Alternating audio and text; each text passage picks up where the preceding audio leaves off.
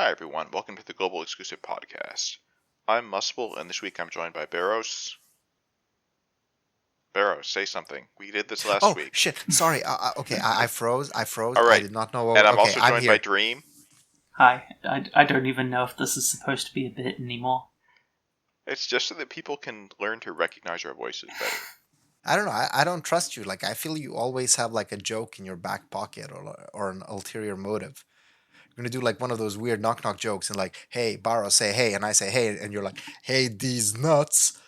Although that wouldn't make any sense, but you know what I mean. Well, anyway, this week we've got Paus.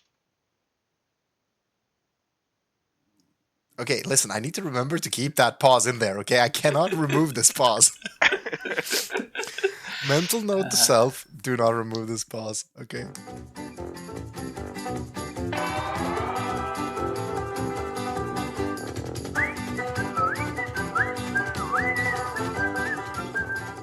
And it really feels like that's what Gumi did this week, is they just paused the game, because there's nothing interesting. Yeah. Well, I guess that's not entirely true. There is like one decent NVA. Yeah, sure. No, but neither of them are that bad, honestly. Yeah, it depends on if you have like any tanks or not. I mean, Daisy is free even, so if you're behind on tanks, she's gonna be really good for you, right? But okay, We we're will kind get of like to her. okay, we're done with the units already. I think we've already talked about the units. I feel like we can talk about Paus. So nobody cares about her skills, right? We can just move on to the TM and STMR and Vision card. I mean, we can say what she does, I guess. Okay. She's the Alim unit, right? She has Okay, like three abilities. Let's start with the most unique and incredible thing about her release, which is that we now have Ultima +2, like the upgraded version. Oh yeah, right? True. This is a very exciting ability because it's non-elemental damage, which is what everyone wants, right? But I mean, the mod is 120. That has to make up for not being able to use imperils, right? Hers is 200 even with her cooldown. Yeah, Barrows, come on. Get with the times. That's huge. It's definitely not like we already had upgraded Ultima on Citra a couple weeks ago or anything. Her LB does have like a decent modifier, but her damage is still like it's not terrible. Basically, she's a light chainer with alright sustained damage and alright burst with her SLB, but like her magic stat is not that high. Her burst is basically what Igni pumps out every single turn. Yeah, and that's a bit weak. Igni is not known for his burst. And that's outside of Igni's morale mods as well. But yeah. I think the main, like, she's not objectively terrible, but the main problem is that for light magic damage, Aerith is better, and basically everyone got Aerith EX2 for free. Yeah, I don't know, Dream. I think you're being a bit weak when you said she's not objectively terrible. Because honestly, I love the unit design. I've said this many times before. I adore boob windows in general. I wonder how her dress stays up. But there's literally nothing redeeming about this unit. I'm sorry. Like, yeah, sure, high mod, yeah, but again, Aerith is better for the light damage. And I heard Sinzar say that light is like not used for anything upcoming. Probably because Aerith was free. Yeah, probably because Aerith was free, right? Yeah. So yeah, it's like technically she's still the third or fourth strongest mage we've got, but with the content we get, that's kind of doesn't mean much. Yeah, and mages can't get variants. They are just straight up worse than physical damage dealers right now in the content that matters. So I honestly am gonna say. No, but honestly, oh yeah, we have. This is what the game used to be. I feel like there's someone at Alim that's just thinking, I feel like we used to have a way to make people want mages instead of physical units. What was it? I can't remember. We'll just keep making them worse. But the thing is, like, I don't know. I just think that they have a game, right? And they should know how their damage formulas work and shit. So they should know. I mean, I think Sinzar said this well, actually, in the Newsday. He said, like, I don't think Alim and Gumi are idiots. I think they know how weak this unit is and how non-meta she is. And I think they just chose to release her anyway. So that's why I want to say, Dream, I think she's objectively a shit unit, and I don't think anyone should ever pull for her unless you have, like, a huge hard-on for her sprite. Or, like, her story. I don't even know what she does in the story. Or you're like a ludicrous Clash of Wills whale, and you think that maybe we're going to get a fight where this is somehow relevant, which seems unlikely to me. But in that case, you would want her at EX3. So don't do that. Don't be that person. Don't reward Gumi. And one very important thing is that she really doesn't have anything to benefit your party. All right? Like nothing. She has her kit. Okay. Her kit is 2 chaining abilities, 1 triple cast, and an unlock that unlocks quad cast. That's her fucking kit. Okay, that's it. That's it. And then she of course has an LB and an SLB. So like, when would you ever bring this unit into a team when you could bring Aerith or an actual cow unit? But what if you needed water and light damage, and you needed the water damage to be really, really low? Yeah.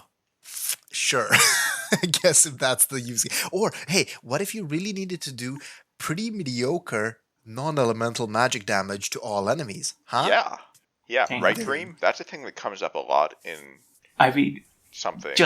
Just for the record, I think there is one fight in the Trials of Mana Vision world that supposedly has 300% non-elemental weakness. I guess... yeah, definitely a fight we're getting, I guess. AoE non-elemental chaining, I guess it's technically useful in Arena, maybe? I guess, yeah. But also... I don't really know but it's also its own chain family. Like Ultima?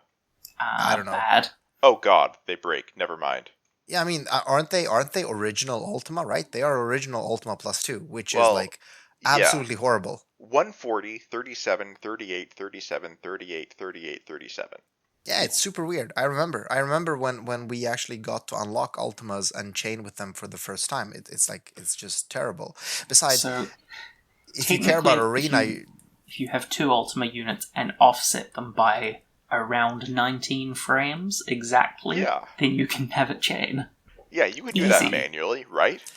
So, listen, we need to leave this fucking unit in the dust. Please don't pull for her, don't show But Gumi what about her Tiamar and S-Tiamar? You can't blue ball must pull like that. First off, you're right. The card is the same as Roka's. We talked about it last week. Yeah. Long story short, it's not good. It has anyone. A niche, but that niche is useless. The niche is MP regen. The TM is decent. It's a robe with some killers. It has 40% killers for some fucking reason, but whatever. Similar to Roka. It's fine. I mean, it's not bad. It might be useful. If I pull her, I'm going to Moogle it. If I pull another copy of her, I'm probably going to keep doing that until I have 3 or 4 copies. I'll probably only ever use 1 or 2, but why not? Yeah, sure. STMR is a magic version of Cloud's STMR. Yeah. I've very rarely used Cloud's STMR. Really? What? I'm not. Really? Yeah, that was surprising. Well, the problem is that most units these days don't need 200%. A lot of them have 200% innate. Yeah, also, exactly. Like a lot of the I'm best thinking of units like are TDW. So what? Wait, what? Okay, hold on. We just left like this is the fucking Twilight Zone. Okay, because hold on. So we have Sephiroth, Kurasame, Cyan are just 3 units off the top of my mind. I don't have Sky Kurasame or Cyan. So I mean, all of these Sephiroth units have just 300% innate. No, he's only 200. Cloud's one is perfect for him. Oh. Yeah. All of the units I mentioned want Cloud's STMR because it's perfect for them. Tifa is the only really good dual wielder right now, and even her technically best in slot stuff is TDH. But because Alan made dumb decisions around I guess I'm kind of thinking boost. of the era when I was using Noctis and a lot. So maybe. But I want to say something. I don't actually think this STMR is that good. So it is 200%, which is the highest. We don't have 200% yet, but I think we have we have STMRs that actually have a lot of magic as well as 150%, like Kefka's STMR. We have one. We have 100%. We have a 150, which is a Starlight Elena's one, I think. Yeah. And then, Kefka is only 100? Okay. Yeah. Then we have several that are like 100% TDH plus like 60% magic. Yeah. Like and that's what I mean. Like Sarah's. I'm usually thinking like if you put this on your unit, that's 200%, and that helps the unit cap. You're probably gonna want to have a high magic materia anyway, because let's just pretend the unit doesn't cap magic. So like it's kind of the same then as bringing this plus a magic materia, or just 2 TDH plus magic materias. So I don't know. Like it's definitely not a must have, or even like worth moogling for at all. But it's certainly to be not. honest. It's not bad. It's not bad. It's just it's not I guess like a if you must have by any means. yeah, if you like shit out 4 paws just randomly, yeah. I mean, you can be wait 4 or no 3. Only 3 is needed, right? No, 4. 3 and 4. like 20 shards. 3 if you can get 50 shards from somewhere else, like 30 from login and 20 from VIP coins or something. True. Okay. So if you shit her 3 paws, you might want to spend some VIP coins on her shards. So you can get the. I don't know. Okay, listen. We need to move on to the next fucking unit because I'm losing it over here. Do not pull for this unit, okay? Let's save the best for last. So we'll do Cleome second. Okay. Sure. Cleome. Okay. Cleome. So like female Sephiroth. Yeah, and like functionally very much budget Sephiroth. Yeah, does like about half as much damage, I think. Under Wiki, yes, Sephiroth does scale harder with like better gear and support. Okay, so whatnot. like 50 to what, mostly. 60% less damage, maybe.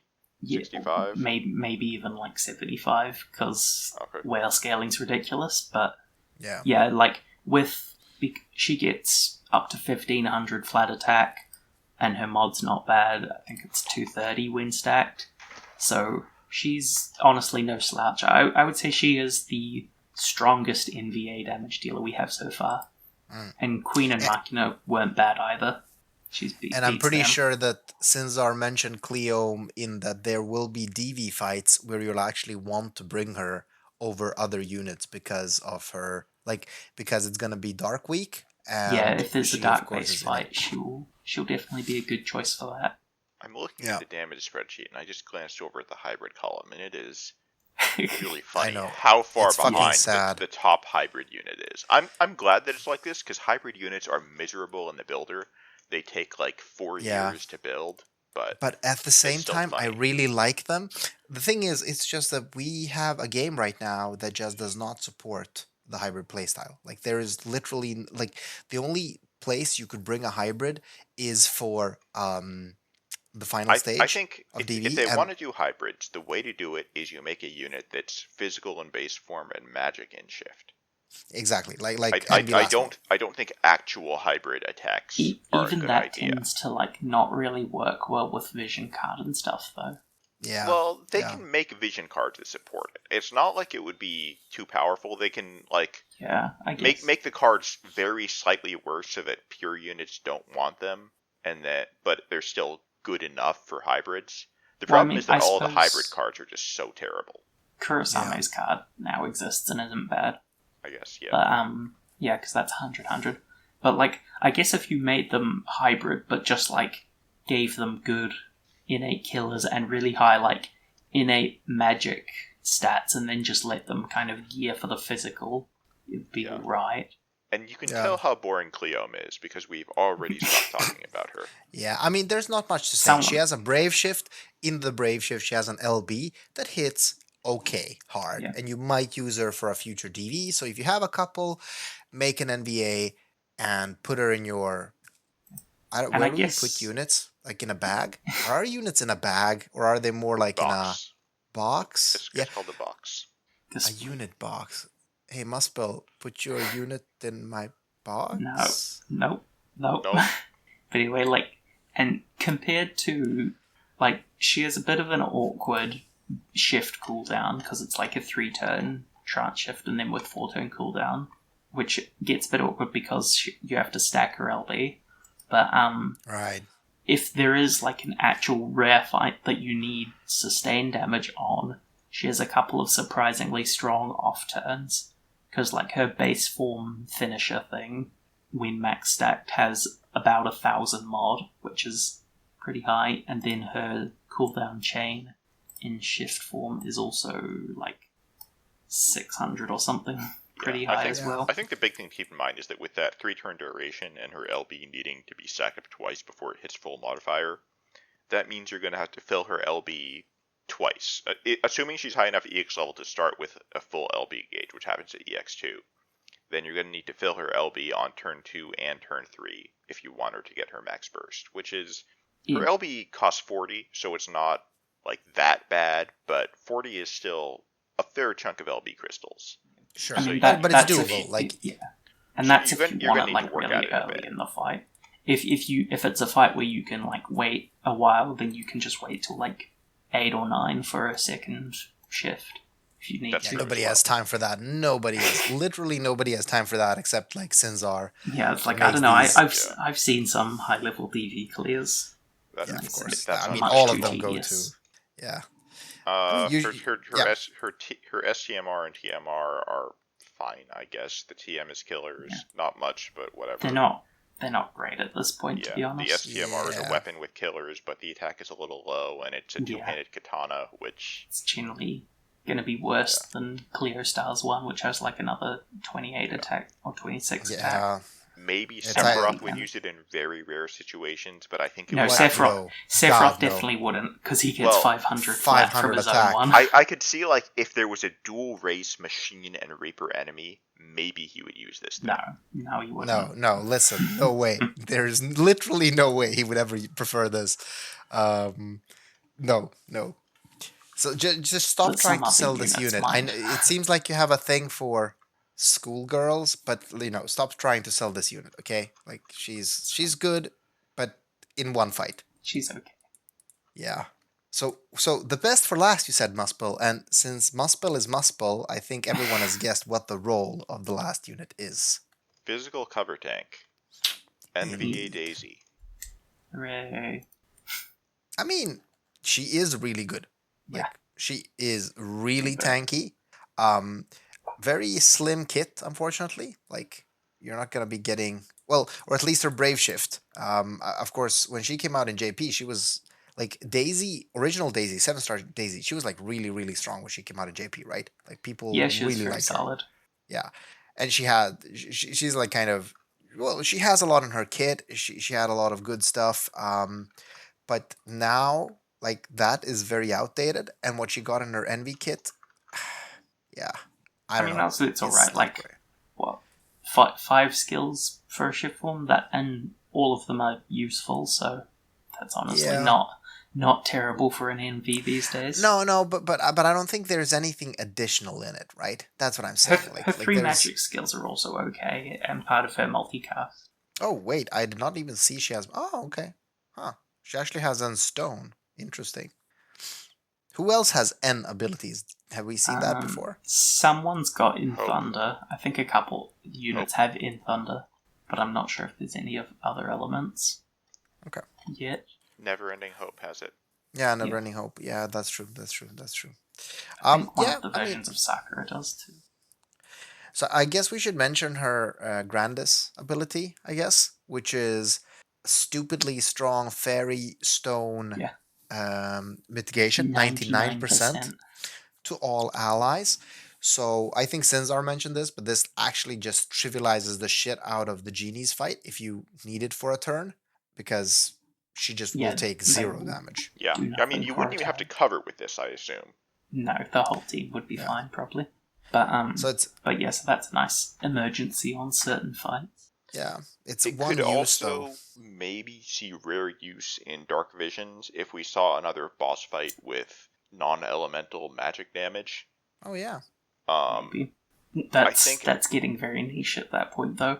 It is, especially since she's a physical tank. But I guess she could cover physical, and then you could try to use this to tank through one turn of the non-elemental magic stuff, and then kill the boss. I don't know. It would be a weird thing to do, but yeah, it's something to remember that she can do in case that very weird situation ever comes up. I think that's a very good point, because a lot of weird units saw the light of day when we had Behemoth K stepping into DV. Like, holy shit, people were using the weirdest fucking units. Shadow Lord came out, so I definitely see what you're saying. Like, this could actually come up if there is a fairy or stone enemy in the future that actually does damage to us. So hey, but aside from that, I think that this is I mean, she's free. So everyone is getting a really strong physical tank. Free up to EX1, Gabranth level bulk, basically, and then, for Clash of Wheels, if you need EX3, you can potentially UOC up to that for a cheaper option. Yeah, true. And that's actually a good point, because, hey, you might need a 3-star physical cover tank in Clash of Wheels. That's actually a thing that might happen.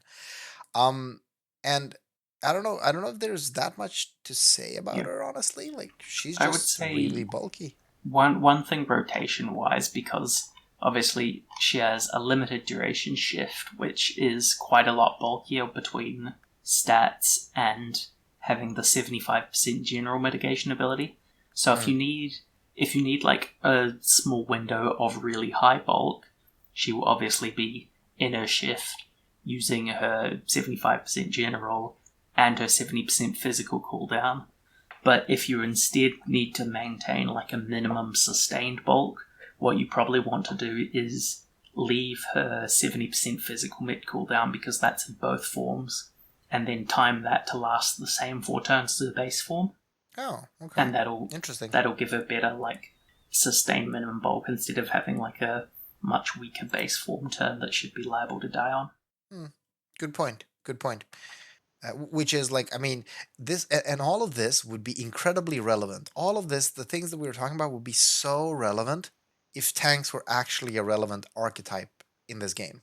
Well, I think she will probably see use in Clash of Wills. Literally, the last 2 Clash of Will fights have basically needed a physical tank on the team, and the pre-Kairos even needed them to be bulky. Yeah, I guess. Okay. Listen, okay, I'm gonna give it to you, because I concede. I was dumb. You're right. An EX3 Daisy is probably going to be the must-have unit for Clash of Wills going forward whenever we need a physical cover tank. That's true. That is true. If you don't own an Envy base EX3 tank, but it's certainly a cheaper option to fill that, which is probably helpful for a lot of people. Bahini will likely still win out for various reasons, or maybe Snow if you want. No, but depends on if you have the EX levels. Reason. I mean, it's all about the EX levels, though, right? I'm just saying, all other things being equal, I think there's several NV-based units that could beat out Daisy, but she's certainly more accessible, especially for veterans that have UOC tickets to burn and just want to try to get rank 1, I guess. I don't know. Yeah, and I think that is kind of the big deal with her. Yeah. No, that's 100% true. 100% true. I think she will see a lot of use. She can even do some chaining for you, which is really nice, because she has bolting strike chains and Stardust Ray chains. So, honestly, actually a very solid unit for DV, because BS chains with Elena. Those of us that are poor are still using Elena in DV. So, hey, no, this is... I was wrong, Dream. I take everything back. Tanks are relevant in the game for Cow, and she is actually very relevant, given that you can EX3 her easily. In before this whole season of Cal needs magic tanks instead now. I'd like to see some magic tanks, though. I would not mind. In that situation, I guess you just UOC Beatrix instead and do the same thing. Yeah, exactly. I mean, we already didn't we have a magic fight already? The first one might have been. I honestly don't remember. Yeah, me neither. Oh, it was, because people were using Melia, because she could chain with Elena. She also had BS chains. True. That's true. So I remember that. But yeah, so Daisy, good pickup. I mean, you're gonna get her, buy her shards, buy her shit, make sure to get everything. Her STMR gets upgraded in the Chronicle battle, right? And it actually becomes one of the best tank items, honestly, in the game, right? Or for physical tanks. I don't remember how much the Chronicle upgrade actually increases. I think it just it's still 60 defense, so it's not increasing the base stat, right? Well, it gets 5 extra defense and adds a Daisy-only passive. It also adds 50% defense when using a shield. Yeah, only for Daisy. No, that's for anybody. The 50% equipment defense is for Daisy. Oh, right. Well, I think that that base 50% defense, that's not part of the Chronicle upgrade. That's on the base form. Oh, right, yeah. But yeah, even unupgraded for other tanks, still very much a good accessory for bulk. Yeah. So I think that it's still so weird to me that it gives magic mitigation. It is a bit weird, yes. But it's really good. I mean, when you need that flat defense to get your defense up, this is probably going to be the best accessory. So yeah, I mean, you're getting it for free. So just exactly. use the Moogles in the King Mog shop, give it to her, and you're good. Like farm the event a little bit. It's not hard, and you'll just get the +2 easy. But guys, there's something really exciting to talk about this week. We got a new trial. Oh, we did. Yes, where tanks and such are relevant. Quote unquote trial. Well, yeah, it's an SSB, but it did get buffed. We're getting weird octopus. It's Sephiroth. I've heard everybody talking about how strong Sephiroth is. They must have meant this boss. This boss has got to be powerful and hard to beat, right? He's a bit safer than most trials. Can we talk about that? What is the name? No, listen. Why is it safer Sephiroth? So, okay, let's do this first. Then I have a really important question to ask. But okay, safer Sephiroth. That is actually true. Why is it safer Sephiroth? Is that a Final Fantasy VII reference I'm missing? Like, was that the name in Final Fantasy VII? Okay, I looking think it up so. on the Final Fantasy Wiki. Sepher, Sepher, is Hebrew for book. So he's... Oh, wait. Sepher as in the angel? As in, no. That would be Seraph. Yeah, that would be Seraph. Yeah, my bad. Okay. And his name is already Sephiroth. So is this like, were they just trying to call him like Sephiroth? No, it's Bookroth. That's what his name is. I think there was some discussion about this in our Discord a day or two ago, and I think the conclusion was it's basically means like God Sephiroth. So in other languages, in German he was named Savior Sephiroth, and in Italian he was named Seraph Sephiroth. So I think it is supposed to be like Angel Sephiroth, which makes sense with all the wings. Yeah. Okay. So thank you for bringing up the wings. I have a really important question I want to ask. I wanted to, or I did ask it on the news day. Didn't really get the response I was hoping for. So, and I hope you guys haven't listened to the news day because this question should come to you like straight up fresh from the. I'm already dreading where fresh what this is going to be. So look at Safer Sephiroth, right? Like you see, it's like this being that kind of has wing legs. Or tentacles, I want to call them, because he kind of has this octopus thing going on with like the wings going down. So what I wanted to ask was, what do you think is below those wings? Is there a man's lower body, or is there like a beak? Does Sephiroth have a beak? I think he does. No. I think he has a beak, which he eats his victims with. No. I think this makes perfect sense. Look at Dream. Let's just ignore Barrows for a few minutes. So, what does this boss do? Tell me about his abilities. Uses some magic. I think some of it is fire. Flares. But very specific. They don't hit amazingly hard. Yeah, okay. So the thing is, let me put it this way. The thing is, most SSBs we just wipe on turn 1, and they are not really relevant anymore. I think this SSB is like 2 years old, so... Or something. So when this came out, AC Cloud surprisingly recent actually, because this one was released at the same time as the start of Envy. This was with Envy, Cloud, and Tifa. Yeah, this came out in April 2020.